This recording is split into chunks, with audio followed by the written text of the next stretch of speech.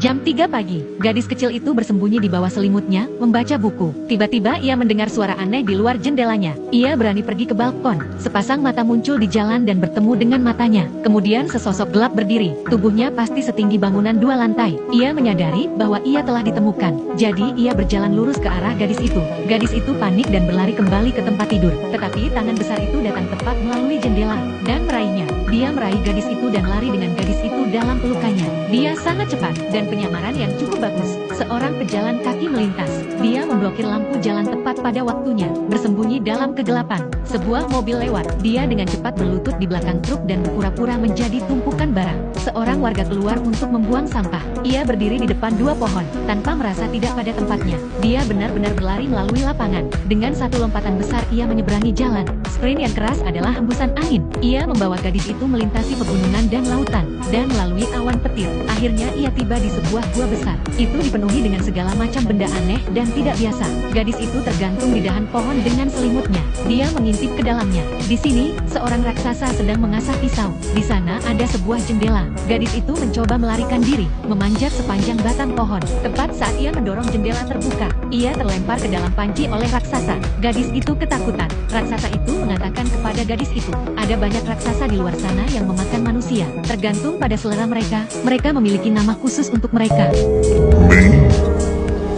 You think because I'm a giant that I'm a man goblin cannibal?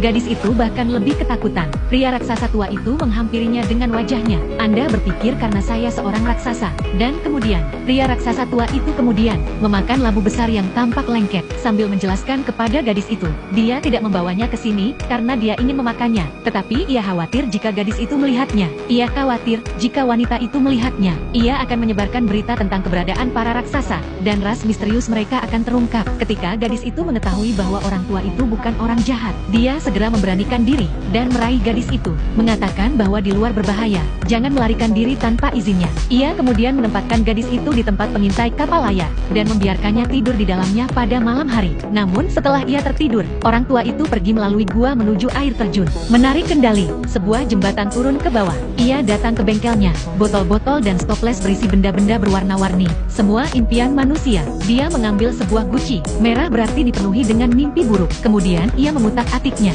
Ia memegangnya di atas kepalanya dan mengguncang-guncangkannya. Gadis itu tiba-tiba terbangun untuk menemukan orang tua itu terbaring tertidur di geladak. Ia membuka baut yang menahannya di tempatnya. Ia menyodok jendela dengan galak. Gadis itu berhasil melarikan diri, berlari melewati rerumputan yang lebih tinggi dari dirinya. Tiba-tiba sebuah tangan besar menerobos bumi dan menghalangi jalan gadis itu. Gadis itu berteriak minta tolong. Tetapi orang tua raksasa yang tidak jauh dari sana memilih untuk duduk diam saja. Gadis itu tertangkap tinggi di udara. Saat berikutnya dia akan jatuh ke dalam mulut jurang. Ketika gadis itu terbangun lagi untuk menemukan dirinya duduk di menara pengawas dalam keadaan utuh, ternyata orang tua itu baru saja menanamkan mimpi buruk dalam dirinya untuk mencegahnya melarikan diri. Ia telah menanamkan mimpi buruk dalam dirinya. Di pagi hari, orang tua itu sedang minum minuman hijau. Gadis itu menyadari bahwa gelembung-gelembung di dalamnya mengarah ke bawah. Dia belum pernah melihat minuman bersoda yang aneh seperti itu. Jika gelembung ke atas membuat Anda bersendawa, Nama.